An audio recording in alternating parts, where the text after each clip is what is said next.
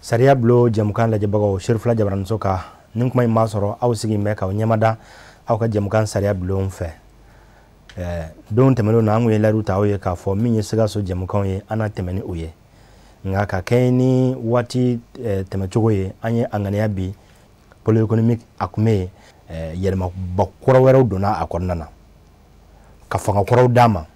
O ka ɲi ni kɛnɛ bɛ anw bolo ko sariya bulon aw k'a to aw sigida la min ye togodalaw ye ka se ka nin kiiriso in a tɛmɛsiraw dɔn. Fanga jumɛnw bɛ a bolo, tɛmɛsira jumɛnw bɛ a la, maa jumɛnw bɛ se ka na a ɲɛfɛ, maa jumɛnw bɛ se ka plainte déposer a yɛrɛ kɔnɔna na walasa nɔminɛliw ka kɛ. Min ye faso nafolo tarakili ye, maa kelen ka maa ba kelen niyɔrɔ dun. Fɛɛrɛ mun bɛna sɔrɔ o la don nataw la ni Ala sɔnna bi jamukan an bɛna sigi o de kan. O de kama bi hakilina a bɛ tali kɛ nin de kan. Le thème du jour, mission du pôle national économique et financier du Mali. Babu bɛ o kan bi. Ka walawala ni aw ka se ka faamuyali caman sɔrɔ a kɔnɔ. Maa welelen Monsieur Kawu Joma, premier substitut du procureur de la République financier près le tribunal de grande instance de la commune 3 du district de Bamako. Ana de bɛ ɲɔgɔn fɛ nin kuma in na walasa ne ni aw an ka bɔ kunban kɔnɔ k'a dɔn nin kiiriso in a nana nacogo jumɛn na, fanga jumɛn b'a bolo o bɛɛ lajɛlen k'o dɔn ne ni aw na bɔ kunban kɔnɔ bi. An bɛ bɔ an ka jabaraniw ɲɛfɛ bi kuma o kuma ni Ala sɔnna an tɛna maa si ɲininka nin kiiriso in mun de don. Tubabukan tɛna fɔ a la, bamanankan don, a dabɔra walasa aw ka faamuyali sɔrɔ a kan. O la sɔɔni ani monsieur le procureur an bɛ don an ka babu kɔnɔ walasa aw k'a faamu inshallah.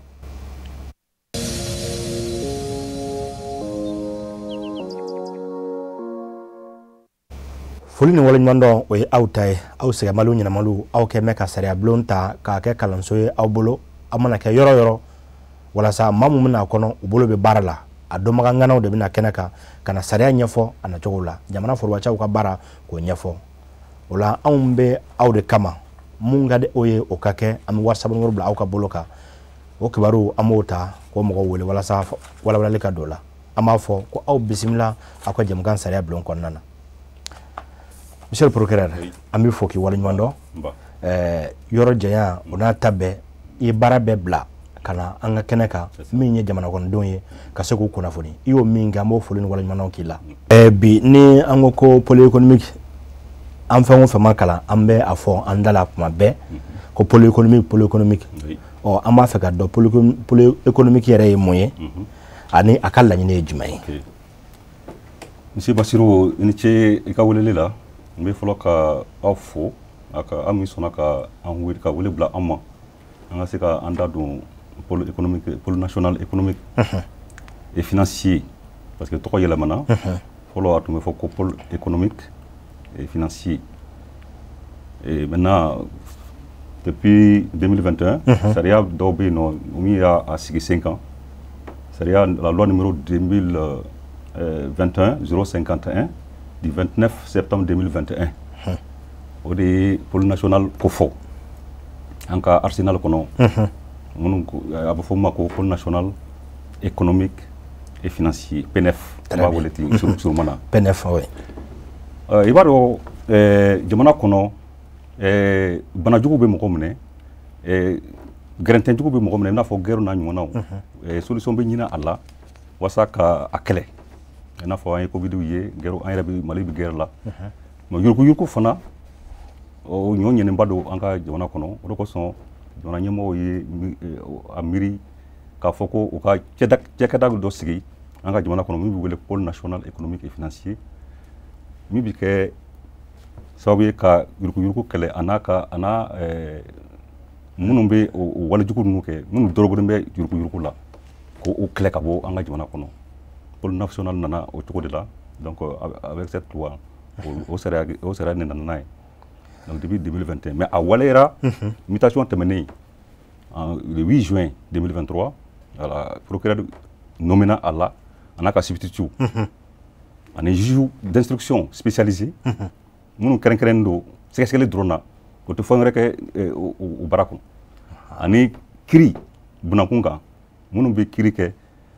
Voilà, donc au fana juge bɛ yen o tɛ foyi wɛrɛ kɛ ni an ka dossier traiteli tɛ. Voilà, donc o sariya in 2021 sariya in min fɔ sisan o de nana ni pôle national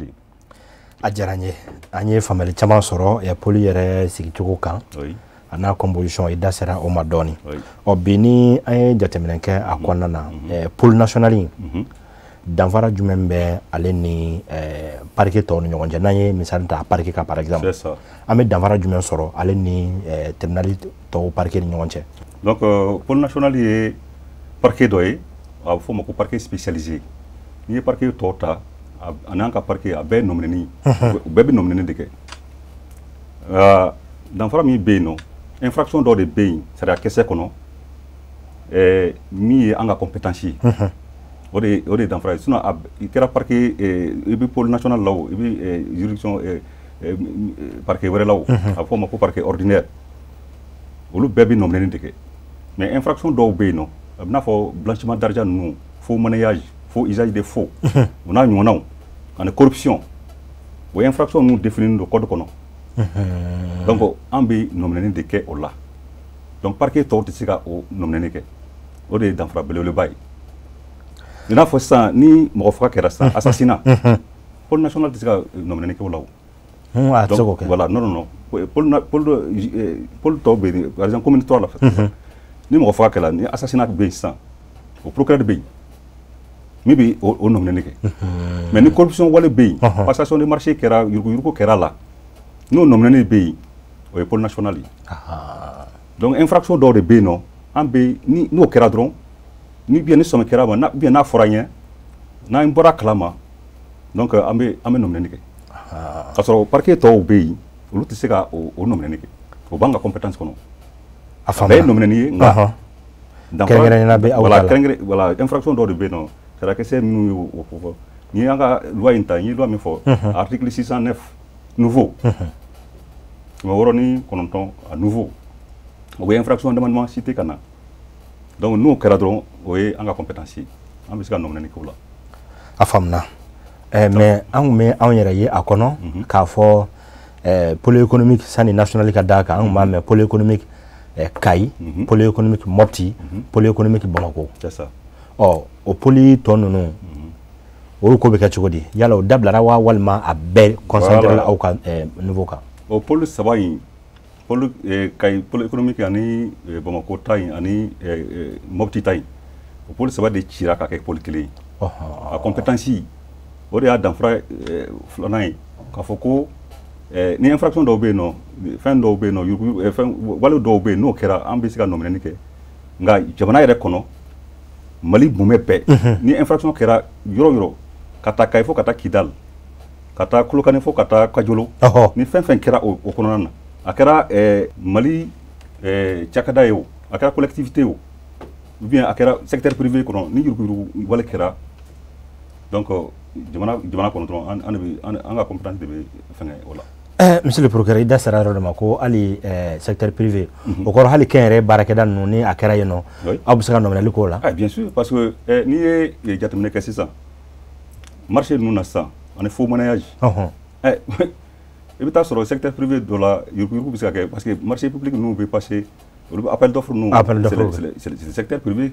olu de b'a exécuter o n'i ye marché sɔrɔ ni yuruguyurugu kɛra la hali n'a sɔrɔ i ni gouvernement ka ou bien Mali ka fangabontigi de voilà ɲɛmɔgɔ de ye fɛn in kɛ marché in traité ɲɔgɔn fɛ n'a appel d'offre kɛra n'a sɔrɔ e de ye marché in sɔrɔ hali ni secteur privé ni yuruguyurugu wale kɛra la ni nɔ yera la i bɛ minɛ kɛ a tɛ fɔ komi dɔrɔn ko fonctionnaire dɔrɔn don dɛ ayi fonctionnaire dɔrɔn tɛ dɛ yuruguyurugu bɛ fan faux monnayage ani faux usage de faux privé de b'a kɛ o a bɛ se ka kɛ secteur public la cogo min na a bɛ se ka kɛ secteur privé la o cogo kelen na. donc hali min ye baɲumankɛ tɔn olu b'u yɛrɛ y'a kɔnɔ min ye ONG ye olu b'u yɛrɛ y'a kɔnɔ. a bɛɛ mɔgɔ si tɛ to yen mɔgɔ si tɛ gɛrɛfɛ nin ko in na koyi. ayi c'est à dire que n'i ye a wale kɛ dɔrɔn i bɛ secteur public la ou bien secteur privé la o an bɛ se ka nominɛni kɛ an bɔra kalama. tabarikala a diyara n ye nin ye danfarabaw ye bi nin ka dɔn nin ko in kɔnɔna na anw y'an seko kɛ seri fila la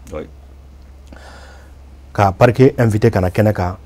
ka a bɛɛ lajɛlen ɲɛfɔ bamanankan na k'aw to yan nɔ aw ka nin kunnafoniw bɛɛ lajɛlen dɔ kɔlɔnɲɛbagaw fɛ yen Kolokani a da sera a ma o kɔrɔ anw y'an seko k'a la ka ban ni maa min y'o dɔ ka tugu a la se min m'an ye anw ka sariya bulon kɛnɛ kan a fɔra a fɔcogo la monsieur le procureur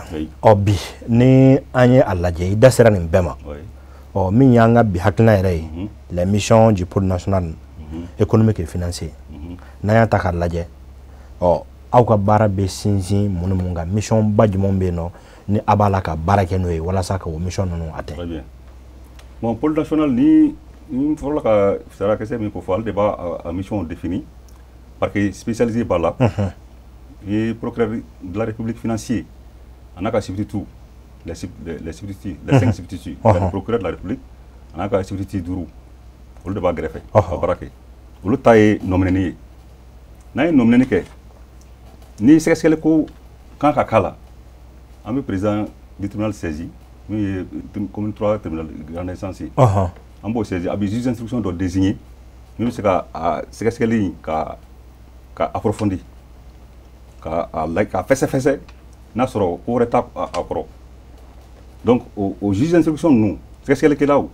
juge krenkreno nous ka bara benbe krenkreno dronement au front de c'est que ni au infraction économique nous en financière au droit commun saké problème faut c'est-à-dire que infraction gratuite douma ni to anga compétence au beau c'est que ni c'est que bana dossier bilage na soro FMB mi bi se ka ke sababu ka ta jugement na bien ka dossier bla ka cour d'appel assise là donc ni correct ni délit de do tribunal correctionnel fana be ah bon au juge ou fana be mutation terminé juge do nomina spécialement ka délit nous fengé ko juger au juge wala tout ça OK ou kren ndo au jugement de comment Doru beratation de pôle économique pôle national là oui c'est les juges au siège et mun me crier retke juge wala tout ça au crier no lute décret na a forum be ko au de kanga a crier ils sont spécialisés pour ça parce que follow auto droit commun ni au fin non bête que ñu fait donc auto mina na gelay parce que dossier au ka chay bolo donc it c'est ka ordinaire voilà ordinaire ni crime économique nous ani délit économique nous ou bête tumi faramo ka di juge d'instruction bien critique la makaka donc akacha donc a bonne ben wona c'est ça anga poli parquet spécialisé nombre ni fouti amulo ante ta droit commun na ambe les crimes économiques ani les délits économiques ambo de poursuit juge d'instruction spécialisé au Fanabe. Au fond, la juge d'instruction. Au lieu de se casser les quais, au lieu de faire des saisies, juge de se casser nous le nous vous casser les fanake. Ni criminels d'eau, ni dossier réglé là avec ta cour d'assises là. On va la procureur général fait. Au Mako. Donc ni délit fanado au tribunal Fanabe comme une trois là. Au juge Fanabo au Dama. Au lieu de au critique. Au commission me formé non voilà comme travail ouais au jugement B la loi dit que c'est un président et deux juges au siège au à formation très bien monsieur le procureur si ça on y a famille sur ninka mais tellement que bi nafa be bistigina nalema ka fo wati were am so kona kana dafale ken ngoinga ame kuma ba utabi ma chama me no ba fe ka chama do ala angele ngani fo yin ngalo chama bla kana dama mais ambe en contendé ni ngale bamu meno et da sera fin flama kono e min ye délai économique ani crime économique uru fla danfara jumɛn be uru ɲɔgɔn cɛ pour que an ka dɔn k'a fɔ nin bɛ se ka bila délai économique kɔnɔ nin bɛ se ka taa fɔ crime économique la an minnu ye sariyatigiw ye bi sariya waleyali ni kalifalen don aw la e b'o danfara jumɛn fɔ an ɲɛna. Bon, c'est la question du débat à Kofo parce que par exemple il faut monnaie ta sang de l'eau là mais faux usage de faux donc ta soro crime donc dungo juya do be no na sera niveau de là donc OK crime donc au bla kata cour d'assises là donc infraction kacha donc ni code d'état code de bafou na ko ni délit ni crime donc ni dono au kono donc il ska traduire devant le tribunal correctionnel mais ni crime de commis il ta cour d'assises là voilà donc infraction kacha donc on va énumérer ça wati tana bo anga wati re sera klangala kaba wati sera klangera la kaba mais ida sera bi ka taka sagi ke mudo kan chair la obe an intéressé ni kenaka e ko fo monage ɔ bamanankan na a bɛ se ka ɲɛfɔ walasa ka faamu. Bamananya ye ka wari bayɛlɛma min ni ka bio dɔw créer ka dilan ka sɔrɔ BCEAO ka bio tɛ. Voilà ani blanchiment d'argent ninnu olu bɛɛ ye infraction économique ye. Par exemple blanchiment d'argent n'i y'a ta sisan mɔgɔ min bɛ drogue feere yarɔ drogue feere ni sariya tɛ bɛn. Drogue feere n'i ye drogue wari ta ka taa entreprise créer sisan entreprise créer len kɔni o bɛ sariya kɔnɔ mais wari min bɛ kɛ k'a créer o nɔgɔlen don mais e b'a fɛ ka wari in jɛya ni entreprise in créer len entreprise sariya bɛ sɔn entreprise in créer ma i b'a ye k'a fɔ ko dɔw bɛ entreprise créer dɔrɔn a tɛ tɛmɛ san kelen kan dɔrɔn i b'a ka compte lajɛ dɔrɔn i bɛ taa sɔrɔ miliyari de b'a kɔnɔ. Miliyari de b'a kɔnɔ. Ka sɔrɔ bɛɛ bɛ jamana sɔrɔ dɔn e bɛ bénéfice min sɔrɔ k'i permettre ka en si peu de temps ni waati kurunin kɔnɔ dɔrɔn ka fɛn dɔ sɔrɔ o bɛ lasɔminen kɛ o n'an sɔmina o ma c'est à dire que an b'a dɔn ko nin ye fɛn dɔ ye an bɛ sɛgɛsɛgɛli kɛ donc blanchiment ani faux monnayage faux billet ninnu ka dilan o de ye faux monnayage ye. O n'a fɔ wari yɛlɛma ka wari yɛlɛma o ye crime ça c'est le délit économique donc n'o dɔw kɛra dɔrɔn o bɛ bɛn an ka compétence kɔnɔ. Monsieur le procureur mana kɛ a bɛ maa mun kɔnɔ u k'a bila u k'a bila kɛ o de o da ka di u la. Blanchiment in fana ye fɛn belebeleba ye parce que blanchiment d'argent a bɛ nafolo nafolo nɔgɔlen i ye fɛn sɔrɔ nɔgɔlenya la i b'a fɛ k'a lajɛya c'est ça le blanchiment de capitaux voilà et drogue i traite des personnes kɛ i taara mɔgɔ ka organe feere ka bien ka drogue affaire kɛ arme affaire kɛ voilà sariya ma fɛn mun lakodɔn jago min daga i n'a fɔ ka mɔgɔ yɔrɔ pièce dɔ feere ka mɔgɔ pièce dɔ feere o wari e bɛna entreprise dɔ dayɛlɛ ni o wari ye entreprise dayɛlɛlen kɔni sariya jɛra n'o ye mais wari min bɛ kɛ k'a dayɛlɛ o wari nɔgɔlen ni entreprise kɛra sisan e bɛna sɔrɔ min k'o kɔnɔ a bɛ kɛ i b'a fɛ ko o jɛlen don i b'a ko jɛlen don c'est ça le blanchiment ka sɔrɔ wari nɔgɔlen de b'a jukɔrɔ i b'a fɛ k'a jɛya de k'a b'a yɛlɛma k'a kɛ wari jɛlen ye donc n'o kɛra dɔrɔn donc sɛgɛsɛgɛli b'a la peut-être an bɛna se a yɔrɔ ma. A diyara n ye monsieur le procureur sisan n'an tora ni gun kan i da sera ma k'a fɔ poli an tun bɛ saba dɔ a la a bɛɛ kɛra kelen sisan Bamakɔ o b'a jira k'a fɔ ni ɲɔgɔnna kow kɛra hali Kayi hali n'a kɛra san Ansongo a ko de bɛna ɲɛnabɔ aw fɛ yan nɔ a brigade bɛ aw fɛ yen nɔ fɛn caman bɛ aw fɛ yen nɔ mais n'an ye jateminɛ kɛ o sira kan ka kɛ ni jamana sariyasunba yɛlɛmali ye ni o ye an nana 4ème république kɔnɔ est-ce que n'an y'o ta ani aw ka sariyasun yɛrɛ walima sariya bonda in yɛrɛ sigili sen kan a sariya fila ta k'a lajɛ min ye jamanakuntigi ye min ye ministre ye ni u ye tiɲɛni kɛ k'u to fanga na n'u bɔra la ka dawulu sɔrɔ i n'a fɔ a ye élément de preuve dɔw sɔrɔ mun bɛ se ka sɛgɛsɛgɛli kun ouverture d'enquête dayɛlɛ kun bɔ est-ce que o tigilamɔgɔw fana poli bɛ se k'u nɔ minɛ wa. N'i ye an ka constitution kura ta sisan parce que fɔlɔ haute cour de justice de tun b'olu juger président ni ministre bon nouvelle constitution in ye haute cour de supprimer sisan donc mais constitution in b'a jira k'a fɔ président ni les ministres sont justiciables devant les juridictions de droit commun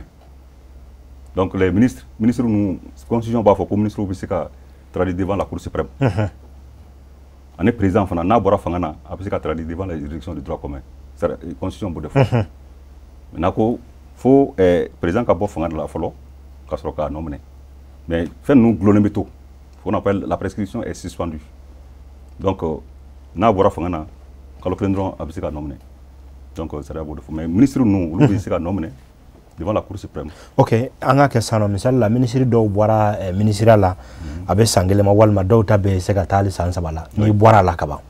n'i bɔra ministeriya la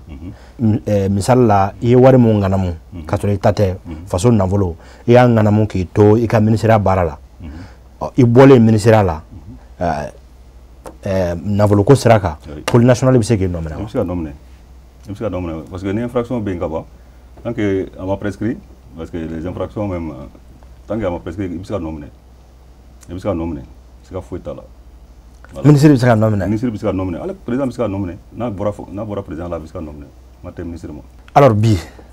donc ni an y'a ta k'a lajɛ pôle national économique et financier bilama maa wɛrɛ tɛ yen bilen wa min ni a tɛ se ka tɛgɛ k'o la wa ni i n'a fɔ i da sera ma parce que maa bɛ maa wɛrɛ bila kɛrɛfɛ pas justiciable devant le justiciable dɔ bɛ yen nɔ min tɛ se ka nominer exception est-ce que exception bɛ yen exception t'a la privilège de juridiction dɔrɔn de bɛ yen k'a fɔ ko karisa bɛ se ka taa nin juridiction nin ɲɛfɛ karisa bɛ se ka taa yan fɛ yen ni ministre t'a fɔ mais comme an ka code de procédure pénale a b'a la ka a bɛ voilà ka adopter o circuit d'adoption na donc procédure ninnu ma lawaleya fɔlɔ parce que fɛn minnu bɛ constitution kɔnɔ il faut que o ka décliner code de procédure kɔnɔ le code de procédure pénale olu de b'a fɔ ala nominé bɛ kɛ cogo min na n'i ye ministre ye n'i ye président ye ainsi de suite donc au code de procédure pénale o bɛ na tali kɛ constitution kura in na pour que ka a préparer latigɛ k'a fɔ ko ni nominé bɛ kɛ o mɔgɔ fasugu ninnu na donc a kan ka kɛ cogo jumɛn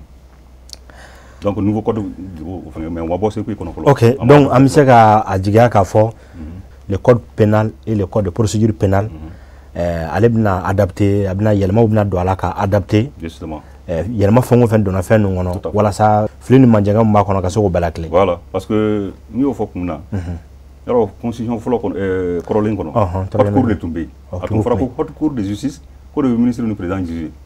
o tɛ yen tuguni. a tɛ yen. olu tɛna to ten ko o nɔ tɛ minɛ dɛ k'a sɔrɔ o ye tiɲɛni kɛ ni infraction commis k'a fɔ ko i ye ministre y'a kɛ ou bien i ye président y'a kɛ k'i nɔ tɛ se ka minɛ o tɛ se ka kɛ o donc la constitution y'a préparé latigɛ k'a fɔ ko les justiciables devant les juridictions de droit commun donc a bɛ se ka kɛ cour suprême ye a bɛ se ka kɛ pôle na mais code de procédure bɛna a walawala k'a fɔ comme a bɛ relecture la a ma ban fɔlɔ mais constitution fɛn caman bɛ constitution kɔnɔ o kan ka décliner ka don nouveau code in kɔnɔ pour que ka adapter quoi. a faamuna bi ni an kumana poli yɛrɛ lasɔrɔli kan ni aw ko ten aw ka sariya kumaw la ko le mode de saisine walasa i ka lasɔrɔ i ka taa a ɲɛma i bɛ tɛmɛ sira jumɛn fɛ est ce que bɛɛ lajɛlen bɛ se ka plainte déposer aw fɛ yen wa n'i bɔra kunnafoni kalama dawulu b'i bolo ka maa dɔ nɔ minɛ est ce que a ka kan bɛɛ la bɛɛ ka taa poli saisi wa walima maa kɛrɛnkɛrɛnnen bɛ yen minnu bɛ se ka plainte déposer poli ɲɛma wa. bon pôle national yi a bɛ rapport dɔw sɔrɔ i n'a fɔ bureau de vérificateur an b'o rapport sɔrɔ an bɛ OCLEI ka rapport sɔrɔ an bɛ CENTIF ka rapport sɔrɔ CENTIF c'est la cellule nationale de traitement des informations financières donc ni banquiw ye dénonciation fasugu dɔ kɛ i ka compte kan o bɛ voilà CENTIF mɔgɔw informé k'a fɔ ko o sikannen bɛ fɛn dɔ la donc olu b'u ka rapport kɛ OCLEI b'a ka rapport kɛ vérificateur b'a ka rapport kɛ CASCA structure de contrôle voilà olu fana b'u ka rapport kɛ k'o ci pôle ma o bɛɛ kɔfɛ a bɛ fɔ k'u ma ko les dénonciations hali e yɛrɛ e Basiru yɛrɛ ni i sigara fɛn dɔ la k'a fɔ ko parce que e ye jamanaden c'est un devoir pour tout le monde k'a fɔ ko n'i ye infraction ye bien i ye mɔgɔ ye min b'a la ka walejugu kɛ sariya b'a imposer kan i ka a dénoncer. donc kɔrɔ hali ne yɛrɛ bɛ se ka dénonciation kɛ ka se aw ma ka ni dawulu bɛ n bolo k'a fɔ dɔ kan. vous êtes un citoyen de la République c'est un devoir pour tout le monde même les lanceurs d'alerte i bɛ service kɔnɔ i ye ko dɔ ye e yɛrɛ kɔni t'a la a bɛ fɔ o ma ko lanceur d'alerte i ka service kɔnɔ i ye ko dɔ ye a b'a la ka yuruguyurugu wale dɔ b'a la ka kɛ mais e sen t'a la e tɛna sigi k'a fɔ ko o service ka dafere i da la yen parce que e ma dɔn a la i bɛ se ka wuli ka taa ka ɲɛfɔli kɛ donc ni ɲɛfɔli kɛ même en gardant l'anonymat parce que an tɛna i yira mɔgɔw la k'a fɔ ko e karisa sɛgɛsɛgɛli bɛ dayɛlɛ ka taa a yɔrɔ lajɛ n'a sɔrɔ tiɲɛni bɛ yen yuruguyurugu walew bɛ yen donc dénonciation bɛ yen ni ye structure minnu ko fɔ sisan olu ka rapport bɛ na an fɛ yen et puis sariya b'a fɔ ko an tɛ se ka classer an bɛ suite di a la ni vérificateur y'an saisi an bɛ suite di a la on doit donner une suite on ne peut pas classer les dossiers c'est dans la loi donc citoyens bɛ se ka dénonciation kɛ o bɛ kɛ à longueur de journée des plaintes des faux usage de faux ou bien ko dɔ kɛra la service kɔnɔ i ye ko dɔ ye i bɛ se ka plainte kɛ. i yɛrɛ bɛ se ka plainte kɛ hali n'a y'i diya pour que i ka to sutura la. tout à fait i bɛ se ka na ni élément de preuve ye n'o b'i bolo mais e tɔgɔ bɛ to gundo la. n'an lasɔmina dɔrɔn même par voie de presse article dɔ bɛ yen nɔ n'o ye k'a fɔ ko nin yɔrɔ in na yuruguyurugu bɛ yen an y'a mɛn dɔrɔn le procureur l'autosaisine i t'i sigi dɔrɔn an t'an sigi dɔrɔn ko bɛɛ kana a fɔ ni an y'a mɛn sira o sira fɛ an bɛ se ka wuli ka fɛngɛ. y'a n'a ye kunnafoni di an ka radio so n'an ka télé la même par voie de presse k'a fɔ journal la dɔrɔn ko an ye fɛn dɔ ye yan fɛ nka a man ɲi an bɛ se ka wuli ka taa an bɛ se ka sɛgɛsɛgɛli dayɛlɛ. On a une brigade spécialisée, donc le chef de brigade même a été nommé au nommé conseil des ministres passé. Donc on bɛ se ka u bila ka sɛgɛsɛgɛli dayɛlɛ. N'a jɔr'i la i ni min kan ka sariya la u bɛ da i kun. Monsieur le procureur, an ka waati bilama kɔni b'a la ka se. Anw bɛna laban ni ɲininkali min ye o de ye i ye caman ɲɛfɔ a la kaban. Kɔrɔlen sani a ka kɛ pôle national ye an tun bɛ a ye procureur bɛ a ka nominali kɛ juge d'instruction bɛ a ka sɛgɛsɛgɛli fana dayɛlɛ k'a ka sɛgɛsɛgɛliw kɛ mais o kɔfɛ an tun b'a bɛɛ ye a bɛɛ tun bɛ taa assise la an ma bɔ fɛn caman kalama a la hali n'a sɔrɔ na délai économique kun don les délais économiques et financiers i da sera o ma hali n'a sɔrɔ o tun bɛ kɛ an ma bɔ o jugement kalama mais e y'a sɛbɛntiya sisan nɔ k'a fɔ o convocation bɛ se ka kɛ ka sɔrɔ a ma se cour d'appel taga yɛrɛ la o ye délit oui o ye délit ye crime bɛ taa cour d'appel la assise de bɛ k'o la voilà si c'est un crime ni crime de don o ye cour d'assise ye mais ni délit don o tribunal fana bɛ commune 3 la olu de b'o juger parce que infraction voilà délit ni crime tɛ kelen ye danfara o peine tɛ kelen o dɔn ka bɔ ɲɔgɔn na kabini yen nɔ voilà donc ni délit de don donc au tribunal correctionnel bɛ yen a juge fana bɛ yen mutation tɛmɛnen a juge nommé na olu de kan ka o infraction ninnu juger ka sɔrɔ fɔlɔ juge bɛɛ de tun b'a ni juge chef de tun bɛ yɛlɛ a la mais sisan juge kɛrɛnkɛrɛnnen yɛrɛ de bilala ka o ko kama olu de b'o juger tabarikala a diyara n ye an b'i fo bi babu a sera kuncɛyɔrɔ la waati min dira ma ɲininkali caman bɛ yen nɔ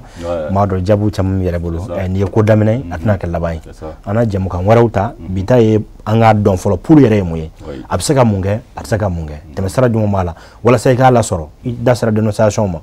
ne ka nali kun tɛ bi an bɛ to nin kunbaw na ala ne barikala bi an bɔra o kalama babu ka kuncɛ ni ladilikanw ye k'a di jamanadenw ma a bɛ minnu wele ko les justiciables ka se ka an bɛɛ kɛ sariya batolaye o ladilikanw ani halisa ka wele bila ka ɲɛsin maaw ma ni kunnafoni b'u bolo dawuda b'u bolo tiɲɛniɲɛ dɔ kan min ye nafoloko tɛmɛsira nɔgɔlen dɔw ye ka se k'o fana ɲɛfɔ aw ye e bɛ o ladilikan n'o welelikan jumɛn lase ladilikan ye min fɔ dɔrɔn an balimaw ye an filɛbagaw ye la justice c'est pour le peuple est rendue pour le peuple jamanadenw de ta ye justice an bɛ olu de kama yuruguyurugu filɛ nin ye n'a ye niveau dɔ sɔrɔ a bɛ jamanadenw tigɛ marabagaw la parce que fɛn min kan ka kɛ ka les secteurs sociaux de base i n'a fɔ santé éducation sira dilanw ni fɛn ninnu ni yuruguyurugu kɛra sababu ye ka o bɛɛ tiɲɛ ka o bɛɛ bali ka kɛ donc tigɛna bɛ na marabagaw ni jamanadenw ni ɲɔgɔn cɛ donc o y'a inconvénient fɔlɔ ye donc n'o kɛra dɔrɔn i b'a ye crise bɛ caya parce que mɔgɔ minnu bɛ yen nɔ u ka laɲini a ma sabati yuruguyurugu y'a sababu ye donc i b'a ye olu bɛ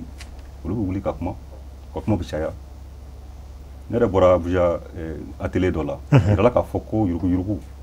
a bɛ min ta Mali an ka jamana ninnu farafinna jamana mun bɛ bɛn o ka production nationale le produit intérieur brut an bɛ sɔrɔ min kɛ an ka jamana ninnu kɔnɔ 25% ye yuruguyurugu kɛmɛ sira la 25 de bɛ taa yuruguyurugu la an ka sɔrɔ la tuma dɔw o ye tiɲɛni ye donc n'u bɛɛ dabila la i b'a ye fɛn caman bɛ ɲɛnabɔ donc nin ti an dɔrɔn ka ko ye koyi jamanadenw bɛɛ ka ko de don e bɔra fɛn dɔ kalama e m'a ɲɛfɔ e sigilen don k'o lajɛ fo o nana tiɲɛ fo ka toli ka kasa bɔ donc dilancogo t'a la tuguni k'a sɔrɔ ni tun y'a fɔ joona fɛɛrɛ tun bɛ sɔrɔ a la dɔnnikɛla dɔ ko Albert Einstein ale ko diɲɛ tɛna tiɲɛ parce que tiɲɛnikɛlaw bɛ yen mais diɲɛ bɛna tiɲɛ parce que mɔgɔw minnu tɛ tiɲɛni kɛ olu sigilen bɛ ka tiɲɛnikɛlaw lajɛ k'u ka walejugu kɛ le monde ne sera pas détruit par ceux qui font du mal mais par ceux qui regardent sans rien faire aw minnu sigilen don ka lajɛli kɛ i yɛrɛ ɲɛ b'a la a b'a la ka tiɲɛ mais i tɛ ko kɛ k'a sɔrɔ ni tun wulila ka na ko dɔ fɔ a waati la fu tun bɛ sira la Donc la justice c'est pour le peuple. Ambi sera mi pour naï. Peuple t'a de tout. Ambi barakera peuple de. Ani décision de justice au nom du peuple malien. Donc peuple t'a de justicier. Ou le t'a de tout. Donc pour le national il fait un courage de tout. On connaît à fond moyen na dron. Ou ka fin de tout. Ou ka chakeda de tout. Anga da fermelente. Ni minu makubana ambi uba ubisa ansoro. Anga barakero la. Donc amsika nous faisons un boulot pour fort. On va la guerre. N'a solo c'est la social walé do. Nomene be keto mina amboke. Voilà. Bingane fana tuna ke mo kan ka fo ko inomena il y a la présomption d'innocence. Ani nomena tant que jugement va y ka fo ko a joré là. Donc etisika ke comme bologné cinéma ko yechenike. Voilà, tout le monde est présumé innocent. Mais il y a dénonciation que dénonciation c'est que les cas là ni nomné ni kera na jorati la tant mieux maintenant ma jorati la tibu bla ami foki wala nyondo monsieur le procureur foli autori ajaranye wala bi dansigi awka be jamukan sariya blona mais ni angunye asigini haklenga mission du pôle national économique et financier du Mali babu kume odeka abora ka fese ka nyafo anyana bawna nganjelena nen aw anye family chama soraka nale kan nale kunde bi haklina chama wara kuma awna kuma fen chama miri an kun no do ko ma shi kana sigibile ka chene laje adawru bi bolo walma isomnana ke bise ka wuli ka se pôle nationalement ka dénonciation ke ka lettre u ciuma o yere fana na sigibile u sigi abega ke moko ka fole de hanni aw yere ko na foni daka kana na dawulu ye anga gafo ko nana ko bise ka ko angetu dale nalima la ka fo jamana ni glanchugo be ala o de yurugo kelele ma kelenga ma bayika ni rodun